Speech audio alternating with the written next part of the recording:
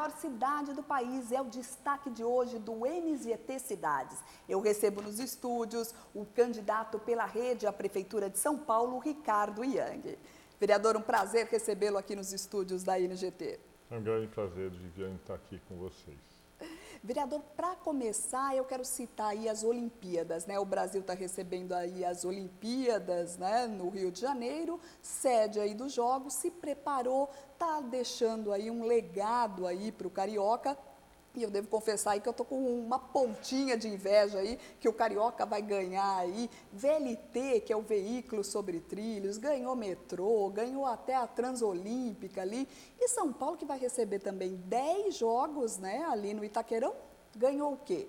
Desde a Copa de 2014, que nada foi feito, né? A cidade parou no tempo, na sua opinião? Sabe, Viviane, que eu não sei se esses eventos são uma bênção ou uma maldição para as cidades. Veja o que aconteceu nos Jogos Pan-Americanos no Rio de Janeiro. Houve toda aquela construção da Vila Olímpica, toda uma infraestrutura importantíssima, e depois, 2 anos após o evento, a Vila Olímpica estava com vários problemas, a cidade do Rio de Janeiro não conseguiu dar a destinação correta àqueles equipamentos. E essa tem sido a história. Foi assim também com a Copa do Mundo. Várias cidades receberam mega estádios e hoje não conseguem ter campeonatos, eventos esportivos que justifiquem a ocupação daqueles espaços. Então, espero que não seja assim com o Rio de Janeiro. Mas, evidentemente, o grande desafio é como você usa tudo isso para alavancar o desenvolvimento da cidade. No caso dos transportes, claro que o Rio está sendo beneficiado, acelerou o seu planejamento de transporte rápido sobre trilhos, modernizou o sistema de transportes públicos, mas ainda tem uma preocupação da destinação que será dada depois ao Parque Olímpico. Nós vimos agora mesmo toda essa discussão com os australianos, né? E com os italianos, porque o encanamento ainda não estava pronto, porque ainda tinham que pintar a vila. Então, fica aí um ponto de interrogação se é um bônus ou é um ônus para a cidade do Rio de Janeiro. Agora, claro que São Paulo ficou a ver navios e nós recebemos muito poucos benefícios, ou quase nenhum, foi em função da Olimpíada. Mas a cidade realmente ficou parada aí, porque o Eduardo Paes, o prefeito do Rio de Janeiro, diz aí que ele viu nas Olimpíadas uma oportunidade, né, para melhorar aí a cidade, né? E a cidade de São Paulo também recebeu aí a Copa do Mundo, vai receber aí uma parte das Olimpíadas e não fez acordo, não fez nada para desenvolver. Não fez e te confesso, até na Câmara Municipal o tema das Olimpíadas passou ao largo este ano. Não houve nenhuma proposição do prefeito e também a Câmara não discutiu qualquer tipo de oportunidade ligada às Olimpíadas. Então, você tem razão, nós vamos assistir às Olimpíadas de longe. De longe, né? Não vamos participar, legado nenhum aí o paulistano terá, né? E, na verdade, a gente vê, assim, legado, falando em legado, desde a Copa, né? A gente tem aí algumas obras aí que ficaram paralisadas na cidade de São Paulo, né? Atrapalhando o trânsito, como é o caso lá na Roberto Marinho, né? O trem que é uma obra do governo do estado, mas são várias obras paradas pela cidade, né? Como você avalia essa situação? Bom, eu acho que aí é um quadro mais amplo que nós precisamos analisar. Houve o PAC 1, né, que foi o Plano de Desenvolvimento de Infraestrutura do governo Lula, e depois o PAC 2, iniciado ainda no governo Lula e depois com continuidade do governo Dilma. Mas já foi esse projeto de modernização da infraestrutura no Brasil já foi financiado com recursos que o governo não tinha. Hoje nós estamos pagando um preço enorme, um déficit público terrível, endividamento do Estado, porque houve uma convergência de um uso abusivo de recursos de um lado com crise econômica do outro, que impactou também a receita do governo. Então, todos esses grandes projetos, Minha Casa Minha Vida, os projetos de transporte sobre trilhos, os compromissos em relação às Olimpíadas sofreram um baque enorme e uma quase paralisação. Em São Paulo ainda não paralisaram totalmente, mas algumas das linhas de metrô, por exemplo, foram paralisadas. Então, houve um subdimensionamento dos recursos e a crise só agravou essa situação. São milhares de obras. Outro dia, na Folha de São Paulo, se não me engano, Viviane, saiu esse levantamento. Eu acho que são mais de 2.000 obras de infraestrutura paradas no Brasil em função da crise. Realmente é impressionante, né? E a gente falando em obras também, a gente fala em mobilidade urbana, né? Na sua opinião, a redução de acidentes nas marginais com a redução da velocidade, saiu uma pesquisa aí que o paulistano é realmente aí a favor da redução da velocidade nas marginais, mas é uma coisa que você pretende manter ou tem ideia de um novo estudo aí? Eu acho que não há nada mais insuportável para o cidadão do que a falta de transparência do setor público e a sensação que o cidadão está sendo lesado por aqueles que deviam servi-lo. É o que acontece com essa questão da redução da velocidade. A medida em si, Viviane, ela é correta, porque existem estudos bastante fundamentados, eu tive acesso a alguns deles, que mostram que a diminuição da velocidade nas vias de grande movimento, elas permitem que hajam mais carros na via, há uma redução da distância entre os automóveis e uma redução também dos acidentes. Então, nós temos duas coisas positivas. Nós podemos ter mais carros trafegando nas vias e cada acidente é como se fosse um infarto, né? No eixo viário, quando você tem um acidente, você para a metade do eixo viário e aí é quase que infarta a cidade. Então, a diminuição dos acidentes tem um ganho de escala muito grande, que é uma redução do impacto desses acidentes no trânsito da cidade. Então, sob o ponto de vista técnico, a medida é correta. Agora, por que nós todos nos sentimos lesados, né? Você, eu, o nosso telespectador? Porque eles usaram a redução da velocidade para criar armadilhas onde o motorista, ele desavisadamente, ele passa, por exemplo, de uma faixa a 60 por hora para uma de 50 e na alça de acesso já é 50. Sem dúvida. E não há nenhuma transição entre uma velocidade e a outra e é multado. Ele sai a 60 e quando entra na de 50, ele já está a 57, 55, 50 e é multado. Então, a redução da velocidade foi acompanhada de quase que uma derrama, usando a expressão da Inconfidência Mineira, em relação às multas. São mais de R$1 bilhão em multas. Você pode imaginar o que é isso? E a prefeitura fica tranquila extraindo R$1 bilhão dos motoristas de São Paulo. E não há nenhuma preocupação com a educação do motorista, com o aviso antecipado de que vai haver uma mudança da velocidade. Então, bom, isso é típico do atual governo.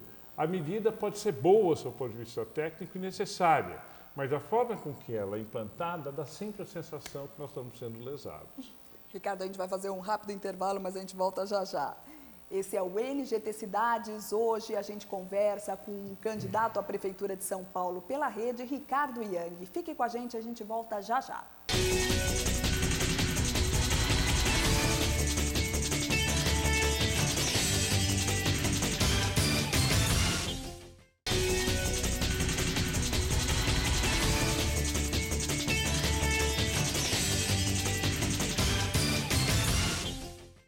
O NGT Cidades está de volta. Hoje, a maior cidade do país é a pauta aqui do NGT Cidades. Eu recebo nos estúdios o candidato à Prefeitura de São Paulo pela rede, Ricardo Yang. Ricardo, nesse segundo bloco, eu queria que você falasse um pouquinho sobre os projetos aí de sustentabilidade para a cidade de São Paulo. Bom, nós estamos vivendo um fenômeno que é mundial e nós conhecemos muito bem aqui em São Paulo, que é a urbanização do planeta. Né? Nós, no mundo, somos mais de 55% da população mundial vivendo em cidades e no Brasil chegamos a quase 87%. E o que tem acontecido com essa urbanização acelerada das cidades? As cidades crescem sem planejamento e vão destruindo todos os serviços ambientais. As pessoas não se preocupam com os serviços ambientais, porque muitas vezes elas abrem a torneira, abrem a água, elas não veem aonde é que esses serviços ambientais operam e como é que nós somos dependentes deles. Até a crise da água, recentemente, onde nós só tivemos que buscar água a 200 quilômetros de São Paulo, sendo que o subsolo de São Paulo é riquíssimo em água, só que os nossos córregos foram canalizados, muitos dos nossos lençóis freáticos foram contaminados. Então, toda a produção de água que São Paulo poderia ter, deixou de ter porque não cuidou dos seus recursos ambientais. Então, um dos nossos projetos, e eu vou aplicar, se eventualmente vier a ser eleito, eu vou aplicar os princípios das cidades sustentáveis. Um dos princípios das cidades sustentáveis é a regeneração dos serviços ambientais, que é muito mais do que apenas o verde. Regenerar os serviços ambientais é criar condições para que esses serviços sejam restaurados. Então, vou dar um exemplo. Hoje, muitos prédios ali na região da Berrini, eles estão em cima de lençóis freáticos. E, ao fazer a fundação, eles invadiram, interromperam os lençóis freáticos, então eles têm um custo enorme de bombas drenando a água e jogando essa água no Rio Pinheiros. Essa água é inteiramente desperdiçada. Então, nós temos que ter uma cultura e uma política de reuso radical da água. Nós temos que aumentar a permeabilização do solo na cidade de São Paulo. Isso significa mais parques mais verdes, cobertura permeável de calçadas, estímulo para que a cota ambiental, que agora fez parte da nova lei de zoneamento, seja aplicada de forma correta e ampliar o verde por habitante. E muitas vezes, talvez o nosso telespectador não saiba, mas nós temos uma variação na cidade de São Paulo de até 7 graus em função da impermeabilização do solo. E, por exemplo, a Zona Leste, onde nós temos o menor verde por pessoa, né, nós temos lá uma verdadeira ilha de calor. E aí o que acontece? Quando vem as chuvas, há uma concentração das chuvas onde tem a ilha de calor. Então, além de tudo, nós temos as trombas d'água na época de água. Quer dizer, nós não temos a produção de água, não temos uma política de reuso e quando a água vem, ela cai de uma forma concentrada nas ilhas de calor. Então, todas as políticas públicas na cidade de São Paulo, elas precisam integrar o interesse econômico, social e o ambiental, de forma que toda ação seja restauradora, regeneradora de serviços ambientais, mas também atinjam os objetivos de justiça social e de prosperidade que a cidade precisa. E quanto à reciclagem do lixo, vereadora? Eu acho que a lei dos resíduos sólidos nacional e a municipal, que nós votamos no ano passado, foram um passo importante à frente, mas não adianta você criar o hardware, né, se você não tem um software. Então, não adianta você criar usinas de reciclagem, não adianta você, inclusive, até fazer coleta seletiva que não está universalizada, esse é um objetivo a ser alcançado, se a população não está preparada para fazer a coleta seletiva, para separar o seu lixo, entender, inclusive, o valor econômico do resíduo sólido. Então, a dimensão da educação para a sustentabilidade, que já está em lei, mas nem saiu do papel ainda, precisa ser resgatada.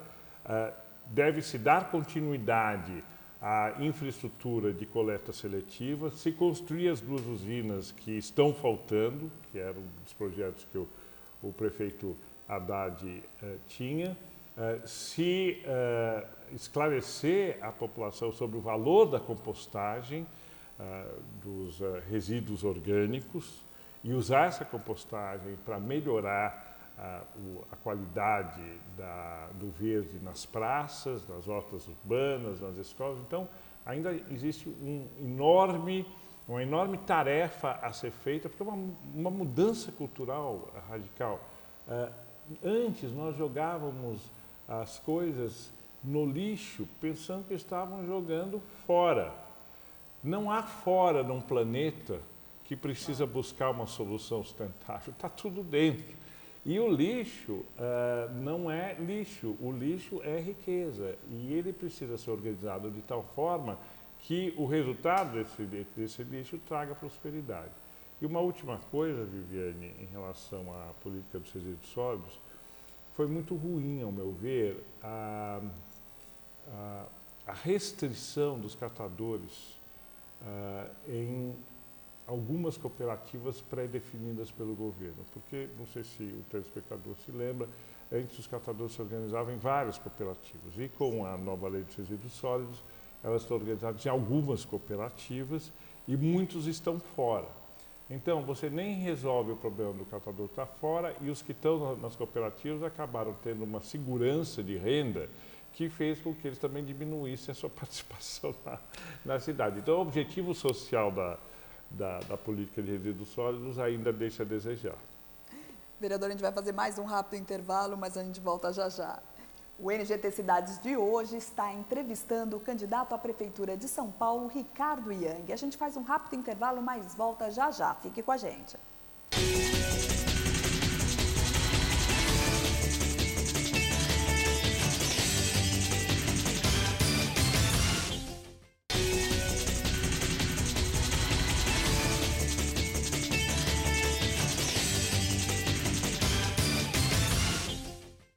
O NGT Cidades está de volta hoje. A cidade de São Paulo é o destaque aqui na NGT. Eu recebo nos estúdios o candidato à Prefeitura de São Paulo pela rede, Ricardo Yang.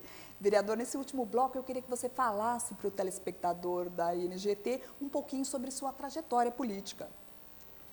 Bom, eu tenho uma origem empresarial e também fui empreendedor social, fui presidente do Instituto Ethos de Empresas e Responsabilidade Social, uma organização da sociedade civil bastante importante, e entrei na política como candidato ao Senado em 2010, onde eu tive uma votação expressiva de 4.300.000 votos, e depois disso é muito difícil você sair da política. E como eu tinha tido mais de 30 anos de experiência empresarial, 10 anos de experiência no terceiro setor, eu achei que tinha chegado a hora de me dedicar mais à sociedade através da política institucional. E foi assim que em 2012 eu me candidatei e fui eleito a vereador.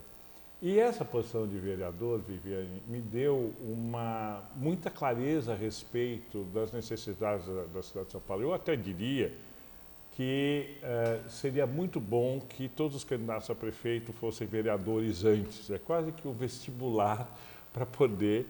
Porque São Paulo é um país. Sem dúvida. Ninguém conhece São Paulo completamente. E eu achei, paulistano, nascido aqui, eu achei que conhecia São Paulo. E depois da vereança eu vi que não conhecia São Paulo, que São Paulo tem nuances incríveis. E uma coisa que me intrigava, Viviane, é por que o poder público sempre diz que não tem recursos para resolver os problemas da cidade? Você vai na periferia, você vai para várias áreas da cidade e você vê uma vitalidade comunitária, uma vitalidade social muito grande. Claro que falta muita coisa, mas também existem muitas iniciativas na periferia que o governo ignora. E um dos grandes problemas do governo chamado de coalizão, não sei se o telespectador está familiarizado com isso, mas o governo de coalizão é quando você faz uma aliança eleitoral e depois de ganhar as eleições você tem que recompensar os partidos que te apoiaram com cargos públicos, secretarias, etc. Um dos grandes problemas do governo de coalizão, e nós estamos vivendo essa crise política por causa disso, é que quando o governo, o candidato ganha, ele loteia, fraciona a gestão pública entre partidos. Aí a secretaria do partido A trabalha para o partido A, a secretaria do partido B trabalha para o partido B. E aí é um descolamento da gestão pública do interesse público. Por isso que as pessoas não se sentem representadas pelo governo. Então, uma das nossas propostas é inverter isso. Tudo que puder ser feito no nível da subprefeitura, no nível do território, com o concurso dos conselheiros participativos e dos conselhos de segurança e etc., serão feitos lá. As secretarias terão suas funções bastante diminuídas, as ações serão feitas na subprefeitura e nós teremos um serviço de inteligência que conecte todas as subprefeituras num sistema inteligente de melhores práticas e indicadores de sucesso. Porque, por incrível que pareça, as subprefeituras, nós estamos em São Paulo, século XXI, as subprefeituras não são conectadas. Elas não têm uma conexão entre elas e cada uma delas tem uma gestão em função do partido de plantão do vereador que nomeou o subprefeito, assim por aí. Isso tem que acabar. Tem que acabar. Gestão de São Paulo é uma coisa séria. Nós precisamos ter pessoas que possam efetivamente gerir a cidade, usar a inteligência da tecnologia e a vitalidade que está no tecido social de São Paulo para trabalhar em conjunto para a solução daquilo que é público. Então, uma das nossas propostas é uma mudança radical na gestão, que a gente está chamando de jeito Waze de governar. Né? Porque todo mundo usa o Waze, né? E você sabe que o caminho do Waze não é necessariamente o mais intuitivo ou mais lógico, mas é o mais rápido. Por quê? Porque milhares de pessoas estão contribuindo com aquela informação. Então, a mesma coisa, nós teremos o máximo de descentralização da ação pública na subprefeitura, mas o máximo de centralização das informações para retroalimentar uma gestão inteligente na cidade. E, vereador, e realmente esse é um momento certo aí para você apresentar aí um plano como o jeito Waze de governar, né? Porque o país vive aí uma crise política sem precedentes, né? E o eleitor está aí com uma certa dificuldade de crer de novo na política, né? De acreditar nos políticos. Você tem enfrentado isso na campanha, nas ruas? Eu acho que eles têm toda a razão. Nós estamos vivendo um desenvolvimento exponencial da sociedade, enquanto que as instituições estão se tornando cada vez mais retrógradas e sequestradas pelos partidos. E por que são sequestradas pelos partidos? Porque os partidos agem nessa lógica. Fazem acordos eleitorais e depois, na hora de governar, não conseguem governar para a população. Então, nós temos que usar o melhor da tecnologia, da vitalidade social e governar com a população, porque essas organizações são organizações da população, são coletivos, são ONGs, são associações, são várias entidades que estão atuando no território. O governo tem que se colocar a serviço desses movimentos e dar instrumentos para que esses movimentos possam agir melhor. Esses instrumentos serão o empoderamento das subprefeituras, escolha por lista tríplice do subprefeito, para que ele seja uma pessoa da região, conheça a região, empoderada pelas pessoas da região, e a prefeitura cria os mecanismos para que todas as ações na cidade sejam as das melhores práticas. Então, é sim uma visão revolucionária de gestão que a gente está propondo. E nós estamos propondo, e aí a minha experiência empresarial, a minha vivência em diversas situações de gestão, o estudo que nós estamos fazendo de como essas questões estão sendo resolvidas em outras cidades do mundo, nos sugerem de que é possível se fazer a mudança, e se nós fizermos essa mudança, certamente aproximaremos o governo do povo, ou melhor, colocaremos o governo de novo a serviço da população. E falando aí em mudança, né, a cidade de São Paulo aí está enfrentando o desafio de testar aí esse novo jeito de fazer campanha, aí o financiamento político, né, o financiamento para as campanhas. Na sua opinião, é um bom jeito, é um bom caminho? Yane, eu estou feliz com as restrições, né? Você pode até dizer como é que o candidato pode estar feliz com essas eleições. Sabe por quê? Porque nós voltamos a ter eleições democráticas, pelo menos espera-se que nós voltemos a ter eleições democráticas. Porque o financiamento empresarial distorcia completamente o processo eleitoral e os candidatos sendo financiados pelas empresas acabavam se tornando lobistas dos interesses empresariais, né? e só poderia ser candidato quem era financiado ou por empresa ou por sindicato e assim por diante. Hoje não. Hoje, se você tem o poder de votar, você também tem o poder de ajudar o candidato que você acredita. Isso é um chamamento à população, ajudar o candidato que ele acredita, o candidato que ele quer ver lá, a fazer boas eleições. Outro efeito positivo é um barateamento das eleições, né? Porque pela nova lei as doações só podem ser feitas por pessoa física até o limite de 10%, e aí a lei tem um defeito, com única exceção do candidato que pode doar 100% do seu patrimônio, o que é uma contradição e privilegiaria as pessoas mais ricas, né? Mas o fato de que nenhum candidato é candidato dele mesmo, ou não deveria ser, faz com que o candidato tenha que fazer um esforço muito maior para se validar junto ao seu eleitorado, para poder fazer uma campanha razoável. Então, eu acho que a legislação é mais democrática, ela tem esse defeito que faz... Eu acho que o Dória, por exemplo, ele também, uma das razões pelas quais ele foi escolhido é porque ele tem condições de financiar boa parte da campanha dele, né? Ele tem um patrimônio muito grande. Então, esse é um viés, porque acaba fazendo com que o candidato meio que comande, né, o processo da sua eleição e deixa de ser representante de um movimento na sociedade. Mas, no geral, eu acho que vai ser um bom desafio e vamos ver como é que nós vamos enfrentar agora esses 35 dias de campanha. Bem curto, né? Essa campanha Super realmente curto. bem curta, 35 dias de campanha. Então eu queria terminar o NGT Cidade de hoje, dando aí a oportunidade aí, vereador, para que você, como candidato pela rede à Prefeitura de São Paulo, convencesse aí o telespectador do NGT Cidades, porque o senhor aí é o melhor candidato à Prefeitura de São Paulo. Eu não sei se eu sou o melhor candidato, mas eu acho que eu sou um bom candidato.